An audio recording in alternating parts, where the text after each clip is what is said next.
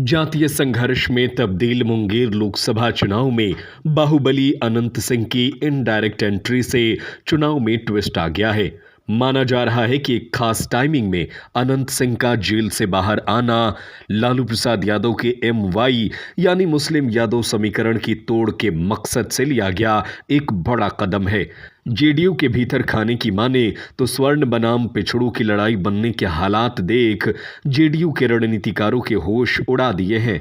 मुंगेर लोकसभा का चुनावी संघर्ष RJD की उम्मीदवार कुमारी अनीता और JDU के राजीव रंजन उर्फ लल्लन सिंह के बीच है।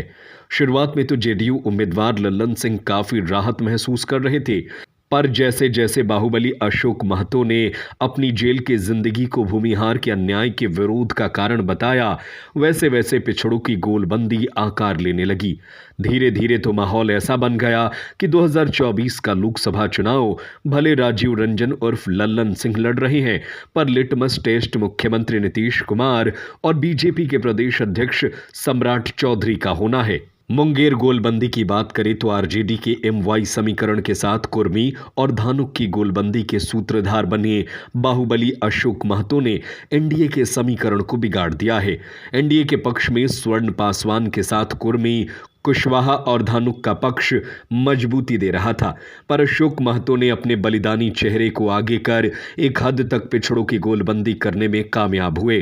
खासकर कुर्मी धानुक को RJD के रथ पर सवार कर गए।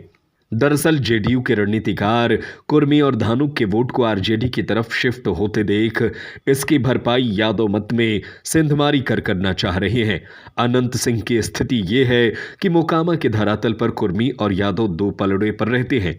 कहा जाता है कि कुर्मी खेती करने वाले और यादव उखाड़ने वाले, इसको लेकर अक्सर लड़ाई कुर्मी, धानुक और यादव में होती रहती है। इस लड़ाई में अनंत सिंह यादव के साथ खड़े रहते हैं।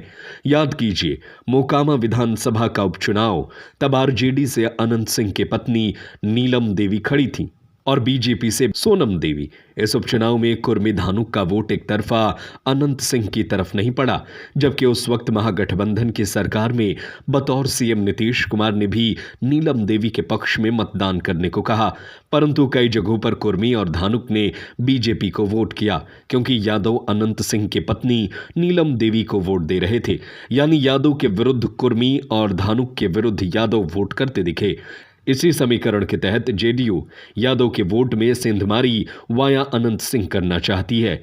अब देखना होगा कि यादव स्थानीय मुद्दे पर कुर्मी और धानुक के विरोध में वोट करते हैं या फिर लालू यादव और तेजस्वी यादव के आह्वान पर वोट करते हैं।